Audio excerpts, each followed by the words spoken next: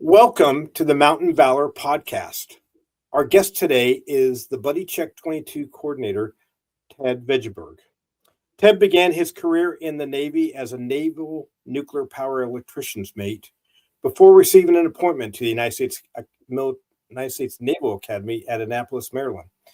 Upon graduation, Ted served in the Marine Corps as a combat engineer officer, and he served at Camp Pendleton as a platoon commander, the Naval Academy as a history professor, G3 plans officer for 3rd Force Service Support Group, as a company commander and S3 operations at 9th Engineer Support Battalion in Okinawa, Japan. During his tour, he made numerous deployments through the Pacific Theater that included India, mainland Japan, Korea, Philippines, Thailand, Bangladesh, and Sri Lanka in support of the tsunami relief effort of Operation United Assistance. He served as the commanding officer of the 9th Engineer Support Battalion Forward in support of Operation Iraqi Freedom in Al-Anbar Province, Iraq, where he was awarded the Bronze Star Medal. He earned a second master's degree from the Marine Corps Command Staff College and served as a tactics and leadership instructor at the Expeditionary Warfare School. His final tour was at the Pentagon, where he served on the staff of the Chief of Naval Operations OPNAV N95 Expeditionary Warfare. He retired from the Marine Corps at the rank of Lieutenant Colonel and moved to Pilot, Virginia. He currently serves as an officer in the Marine Corps League New River Valley Detachment number 1190, is the coordinator of the Buddy Check 22 program for veteran suicide prevention, and is the president of the Pilot Community Center. Welcome, Ted. Glad to have you on the Mountain Valor podcast today. Thanks a lot, Nick. I appreciate you having me. Thank you. Absolutely. So let's get started. Ted, give us a short version of your journey from enlisting in the Navy in the late 80s to retiring as a Marine Corps Lieutenant Colonel. What Yeah. were the big turning points for you? Yeah, it was kind of a long journey. Thank you. I appreciate the bio, but it's a lot mouthful. After 26 years, there's a lot of stuff that happened in there, and yeah, I mean, I enlisted in the Navy. I can't say my recruiter lied to me. I just didn't ask any good questions, kind of thing, and ended up in the Navy and said, okay, sounds good.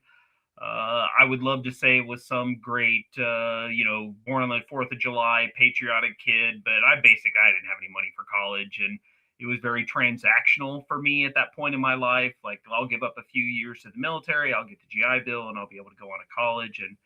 And then somewhere along the line, all that kind of changed. I mean, you get to feel the life, you feel, you join, and maybe you had a little bit of success, and people tell you you're okay at this and maybe you should stick around. And so it just kind of went from one step to another. I remember at one point one of my mentors talked to me when I was enlisted about, well, have you ever thought about going to the Naval Academy? And I thought, well, yeah, I thought about being president once too, but it didn't really seem very realistic.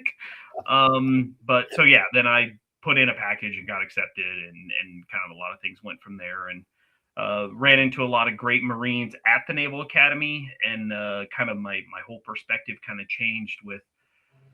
Felt like I wanted to be a warrior, felt like I wanted to be really challenged, and so I switched over to the Marine Corps, and certainly never regretted it, and loved everything I was able to do. I can't believe I never set out to do it as a career. I thought, well, I really enjoyed my history undergrad career. I thought, well, I'll go to grad school, I'll get a master's degree in history. I knew the payback tour was to go back to the Naval Academy and be a history professor. I thought, I mean, what a dream job. Are you kidding me?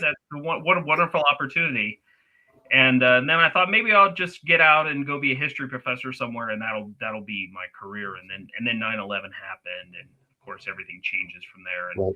Yep. you're starting to tell these young kids that want to grow up and do great things, and you tell them how great the Marine Corps is, and at some point you can't help but listen. And so yeah, I stayed in and just loved it, really did. And then probably the big turning point was finally at the age of 35, being able to put on your game jersey and actually go to combat. And that was it was very late in my career. I was a I was a major at the time, and that of course changed a lot for me. But it was a great career. I'm very grateful for all the things that I was able to do. I can't believe all the cool stuff the Marine Corps let me do. There were certainly hard days, but I worked with and served with fantastic people, and feel very lucky to have had that opportunity. Yeah, well, and Ted, I know you are very humble because you were a Navy nuke, and Navy nuke guys, all the ones that I know are really smart. And obviously, you were smart enough because you got an appointment to the Naval Academy. So, I don't know why try to act like, hey, this wasn't a big deal. I mean, what you did some really cool things, and you ought to be very proud. Thank you for your service, by the way. I mean, thank you for your You service. and thank you for yours. Yeah, I mean, it was. I kind of never really thought I would end up there. I mean, but an opportunity came up, and you do well, and people say, hey, maybe you should think about doing this, Yeah. and then you take one step, and then you think, well, I didn't completely fall on my face there, so well, let me take another step, and then before you know it, you're a lieutenant colonel, and you're old and gray and probably a little bit overweight, and it's probably time to get out. So yeah, it was great though. I loved it, and just I mean, the deal. Trying to live up to the expectations of all those great Marines that serve underneath you and you serve with, and they compel you to achieve at a high level, because the last thing you want to do is disappoint them. So Yeah. Yeah. that's all very humbling. That's no doubt about that. I mean, yeah, I understand exactly what you're talking about because I experienced that quite a bit as well. So yeah, absolutely. Yeah, all Absolutely. those great people around you. You just think, well, and they're calling you sir, like really, and you think, I've got to execute. I have got to be at the very top of my game. Like it's the least I can do to be part of this team. Yeah, absolutely. Absolutely. Was there a moment in your career, maybe in Iraq or Okinawa, that changed how you think about taking care of Marines and sailors after they leave active duty?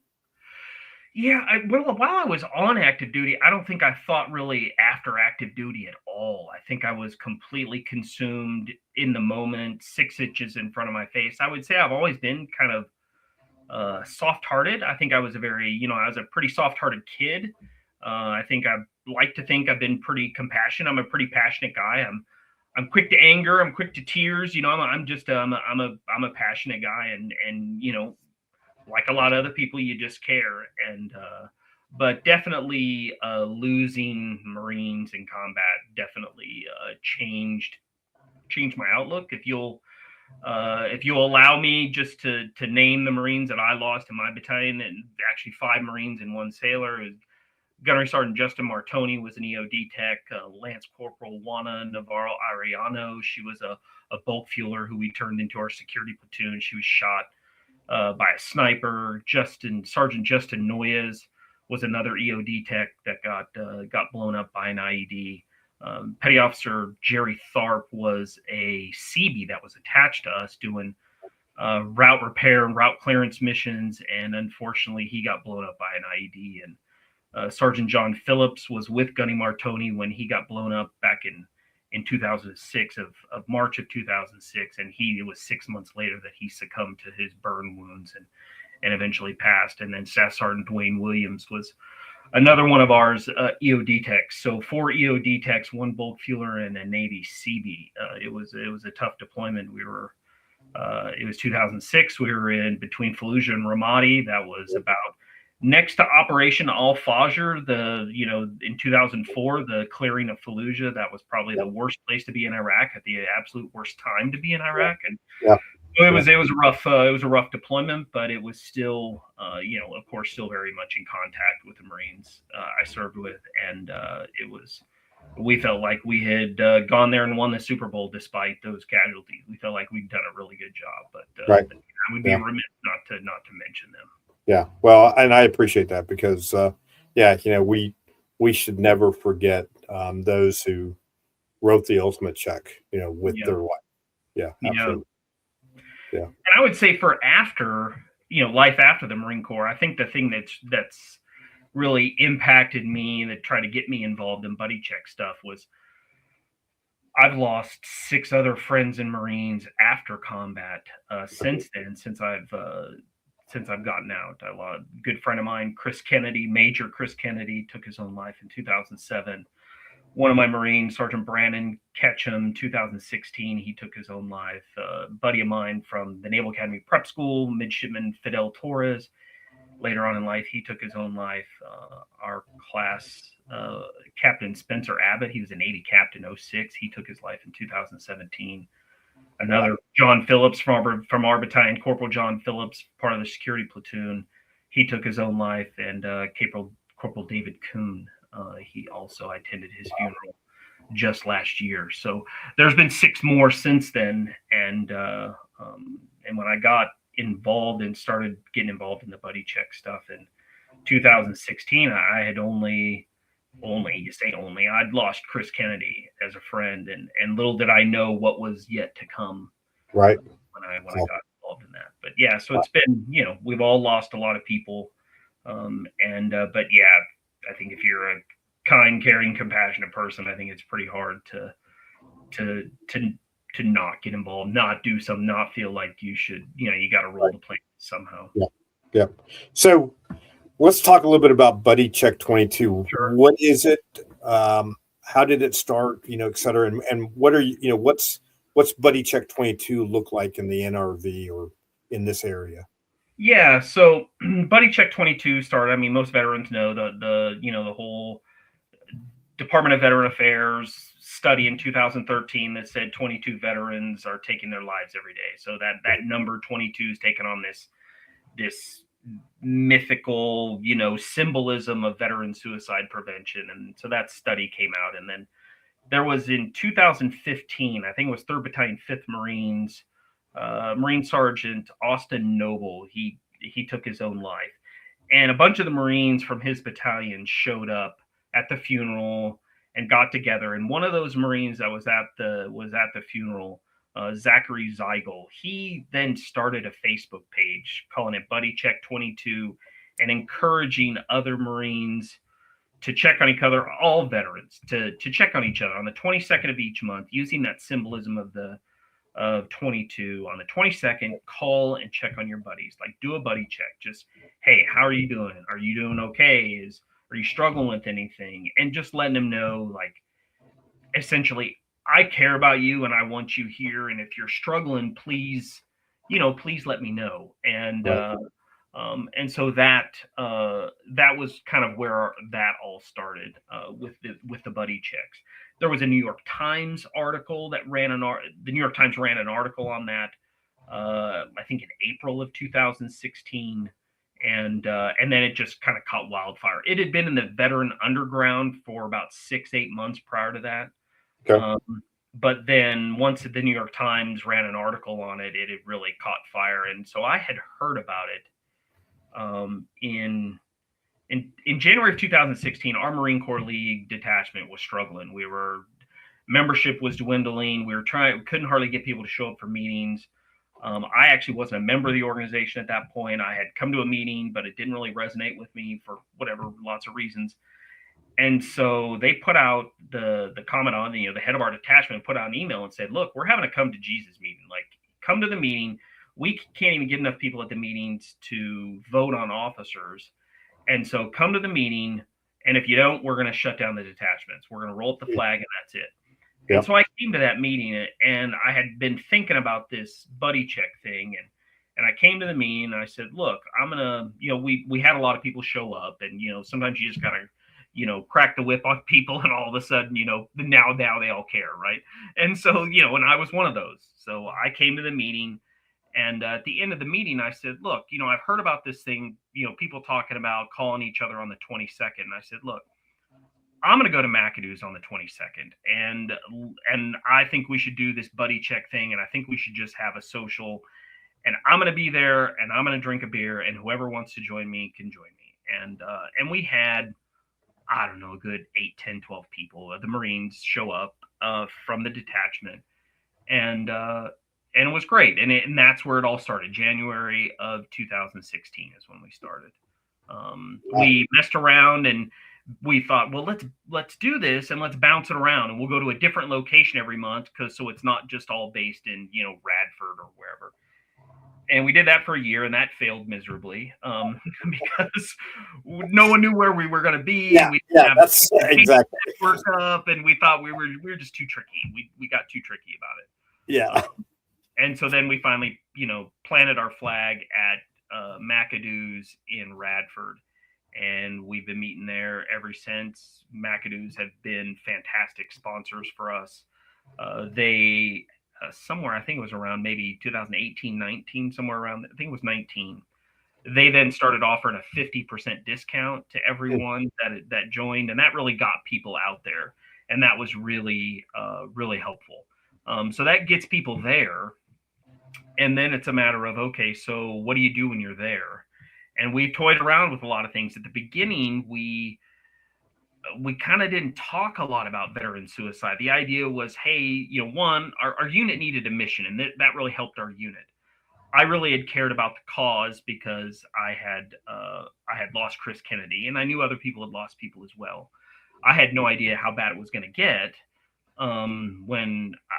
Again, it seemed like once a year or multiple times a year, I was losing people and we've all been there, unfortunately. But so we started doing that.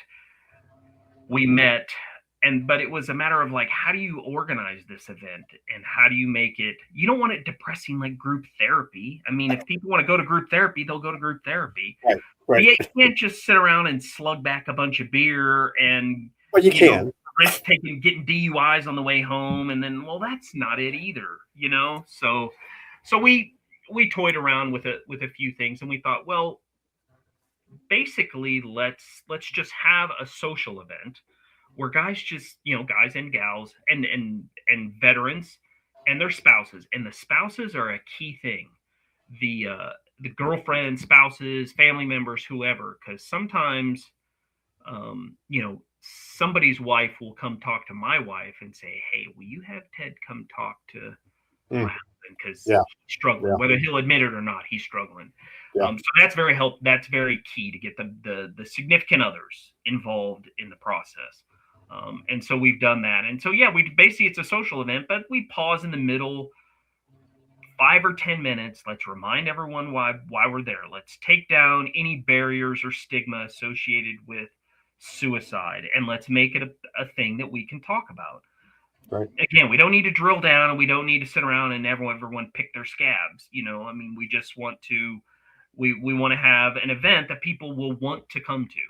Right. And it's typical veteran stuff. You're going to sit around, you're going to bust each other's chops. Everybody's going to tell lies about what they did and what they, it's fish was that big.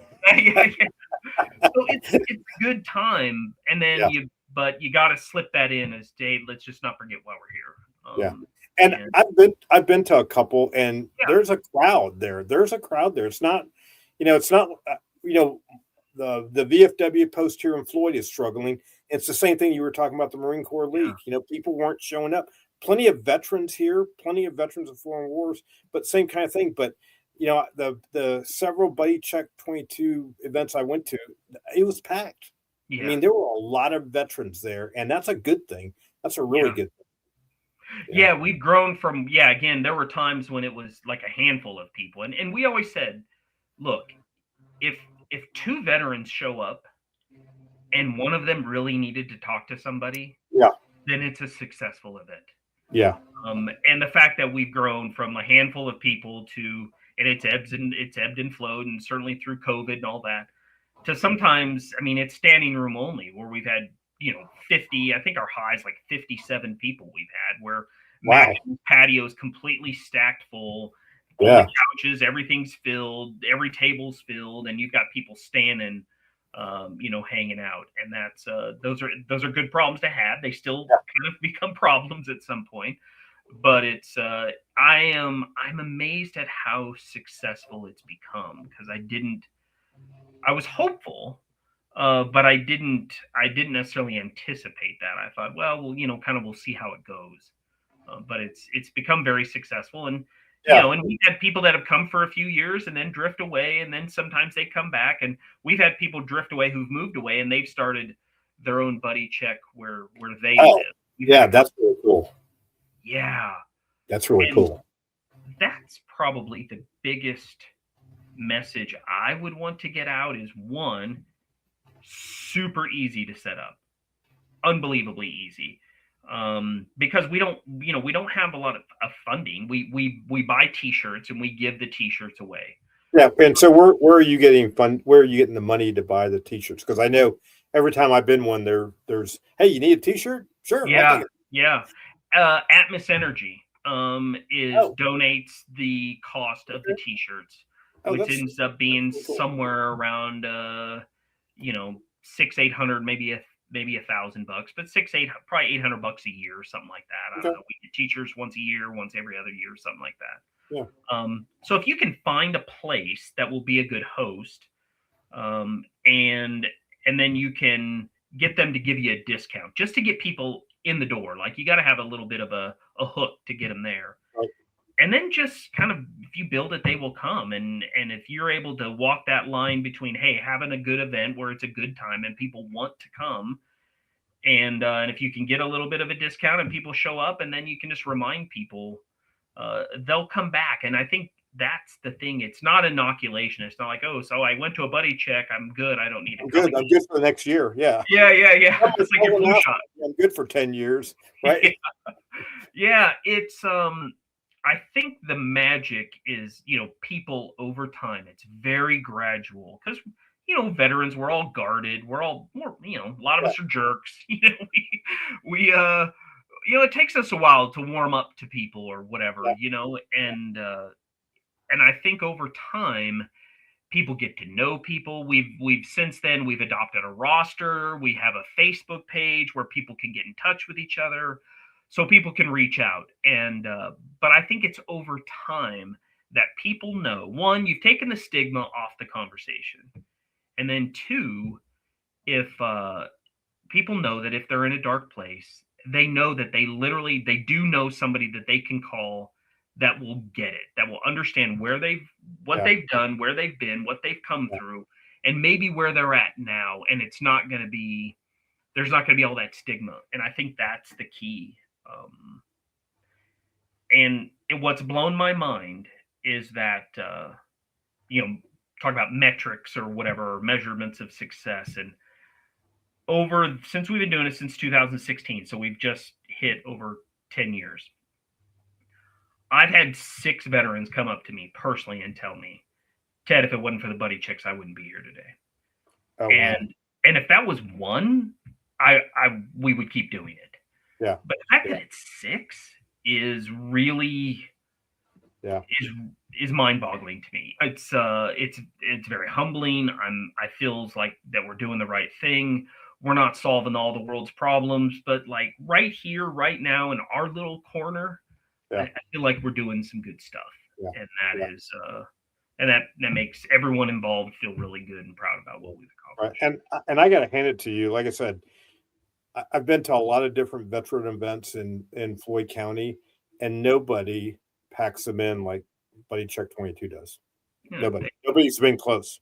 yeah, The elementary schools do their Veterans Day, program, and there's a couple of veterans there, but like I said, yeah, the couple of times that I went to McAdoo's, and then you also did in Christiansburg at can't think of the place, the yeah. veteran Mission barbecue. Mission Barbecue, and Yep. it was even there, it was packed, and the amount of events that I've been to in Floyd County, other than like a festival, like the Mountain Valor Festival, Yeah, but just like a one, like an evening event or a day event, never seen as many veterans as I've seen it at Buddy Check. So that's a true testament to that's something that's very important, right? That's yeah. very Thank you. Yeah, we're, our little Marine Corps League detachment. And again, as you know, all veterans are welcome. First responders are welcome, spouses, friends, people who have no connection. If you just care, if you care about veteran suicide prevention and you want to show up and be part of it, come one, come all. We are very welcoming. cool. And that's been nice. again, there have been times where you think, oh gosh, am I still doing this? Is this, are we beating our head against the wall? We've had the discussions about, does talking about it actually hurt? Like, are we normalizing something that we shouldn't normalize? We've had those kind of discussions and debates, and I think those are worthwhile discussions. We've read through books and stuff like that, but it's been very successful, and I think it's the simplicity that makes it. Like, Right. Yeah. veterans don't come expecting a handout. It's not, oh well, somebody's going to buy my meal and I'm showing up and this is a free meal. And oh, by the way, because then you got to worry about fundraising and things like that as well. And Right. we had very little fundraising. We've been very fortunate to have McAdoo's as a great sponsor and Atmos Energy as a great sponsor for the t-shirts. Yeah. We have coins now. People buy the coins. We say, look, the coins cost $5 to make. Buy it for $5. We're not trying to make any money off this. Yeah. Yeah. No, that's cool. Yeah. I mean, like I said, I'm very impressed with what Buddy Check 22 has been able to do, because I've really not seen any other veteran oriented organization in this area that has the success you have. And like you said, the simplicity of it is amazing. And I agree with you. Most veterans, I mean, sure, on Veterans Day, I always think of, hey, I'm going to go get I'm going to go get a burger somewhere for free. And then I'm like, oh, that means I got to get in my car and I got to drive there. And then I got to, and there's going to be 40 other veterans trying to do the same thing I'm doing. And I'm not really all that interested. And I talk myself out of it. But going to Buddy Check, where it's like, hey, you're not really getting anything for free, but you're having the ability to commune with other veterans, and probably in some cases veterans that you don't know. And now you can, now there's there's that brotherhood that otherwise you wouldn't even know those folks were veterans. So I think that's cool. Yeah. Yeah, I think it's the simplicity, and again, we're very grateful to our sponsors, but I just but we have people who've stuck with it, and one of the things, when I talk to people about it, and they say, yeah, no thanks, I invite people out and they say, yeah, no thanks, I'm good. And then I kind of turn it back on them and I say, just like when you were in, maybe it's not about you. Yeah. Maybe it's about you showing up for somebody else, and maybe somebody else isn't okay. And that sense of service, that sense of taking care of each other, that camaraderie of, hey, I feel like I'm fine. I'm not, I'm not on the edge, but there might be somebody there that is, and maybe just sitting next to them. We all sit in different places all the time. That helps. It just mixes the pot every time. And I think it's so appealing to that sense of duty to your fellow servicemen, I think helps as well. But yeah, I think it's just simple. And that's why I would hope. I look back and I think, gosh, now that we've cracked the code on it, at least we like to think we have. 10 years. You've been doing it for 10 years, right? Yeah. Wow. I mean, it's like, I just would love to see other people just copy and paste. Like, it's super simple. Right. Yeah. Find a good sponsor, find a place. You got to have the actual like geographic layout space. Like, so McAdoo's gives us basically the whole outdoor patio just to us, which is wonderful. They also give us during the winter an inside section, and they block it off just for us. Right. They've been fantastic sponsors for us, and we are very grateful to them. But and once you find that, then again, it starts with 4 or 5 or 10, and before you know it, it's big. Yeah, that's pretty amazing. I want to switch gears just a little bit. From your vantage point, why is it so hard for many veterans, especially leaders? You're a retired lieutenant colonel. Yeah. To admit that they're struggling and ask for help. Yeah. Well, as you well know, we're all hard-headed. We're very stubborn. We're very independently minded. We dedicate our whole lives to serving other people. Especially as leaders, you think that. And to actually have to then admit, like, hey, my job's to help others. It's not about me. I got to help other people. I got to take care of my troops. I got to do all that. And to just to be like, man, I'm struggling. Like, this is hard. And I think that's part of taking that stigma away. I have a good friend of mine who is an independent contractor for Wounded Warrior Project, and he has talked to me many times. He was a staff sergeant and got out, and he's talked to me many times about when he's gone around trying to help other Marines. He's said many times, he's like, you, especially you senior officers, he's like, you guys are so reluctant. It's so hard to reach you. It's so hard to get plugged in and to give you the help that you need because people are struggling, but they're just so reluctant. And he does say that we're the demographic that's hardest to reach and Yeah. hardest to get to read, to just really connect with. And fair enough. So he and I've spent a lot of time together, and it's great to know him and have him as a friend.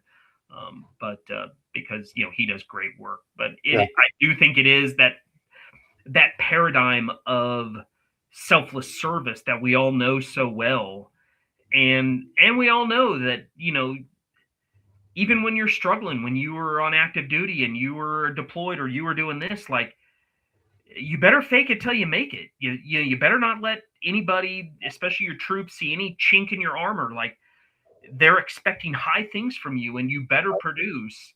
Yeah. And it's hard to take that armor off when we get out to be like, it's okay. I mean, I talk to Marines, Lance corporals and corporals that I served with, that I deployed to Iraq with now. And, of course, they always want to call me, oh, yes, sir, yes, sir. I'm like, dude, do not call me sir. Nobody calls me sir anymore. My name's Ted. And when people call me sir, I say, yeah, it's my dad. So let's bring this down to reality. But I agree with you. In the military, especially in a leadership position, you're not going to go to your boss and say, hey, I need help. And you're certainly not going to turn to your troops and say, I mean, I've said, in a staff meeting, I was a colonel, it's like, hey guys, if you think I'm the smartest guy in here, we're in trouble. Right. Yeah. But yeah. But on the other hand, I would never go and say, hey, to a subordinate, hey, I'm struggling, I really need help. Because that's just not part of the persona, right? So No. yeah, that makes a lot of sense where leaders probably struggle the most because they're so closed and they're not used to asking for help. Yeah. Right. Yeah, it's interesting. Wow. And you think about all those people that I listed that have taken their own lives. There's a Navy captain in there in 06. Yeah. There's a Marine major in there. I mean, you've got some senior officers that just struggled and felt like they had no other way out than that. Yeah. That's tragic. Absolutely. Yeah. If a veteran or a family member listening wanted to plug into Buddy Check 22, what's the first best step they can take?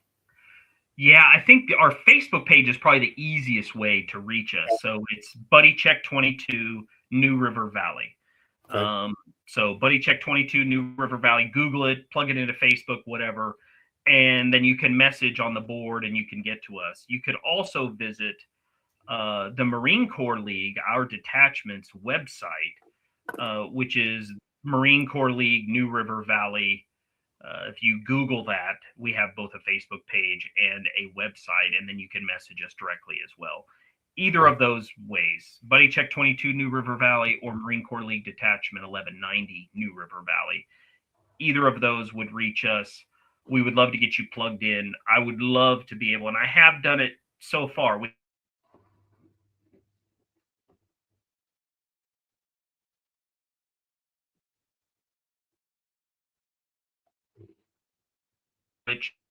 There for a second. Okay, are we back? I think we're back. Glitched there for a second.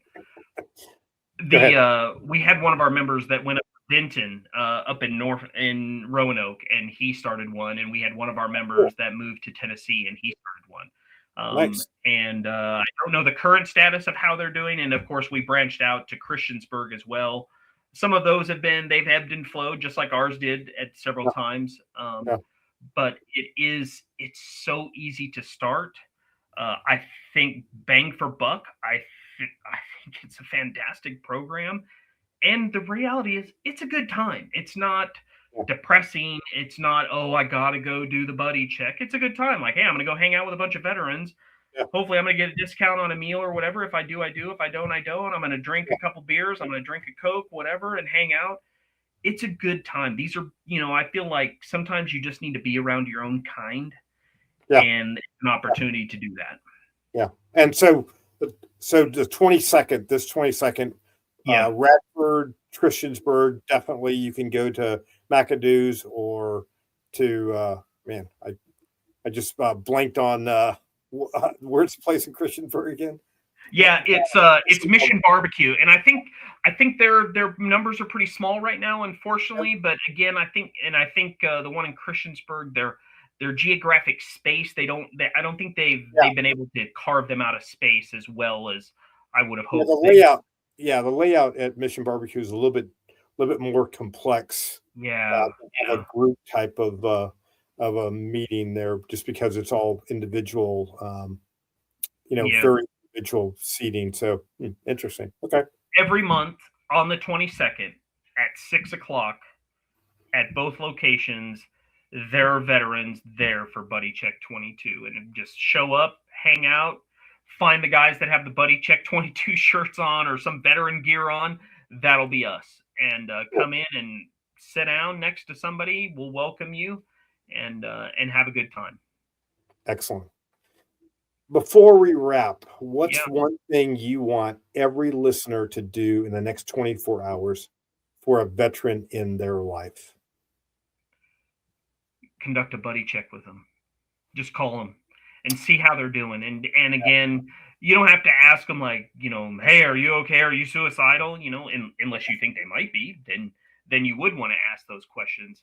Yeah. But just ask them how they're doing. Let them know that you care. And I think one of the hard parts about having those conversations, a lot of us at the Buddy Checks have gone through what's called gatekeeper training, which is very basic, rudimentary training, and it's basic. I think it's an acronym even Marines can remember. It's QPR: question, persuade, refer. So basically, the whole training is ask somebody if you feel like somebody's in danger, ask them the question, and that's the hardest part.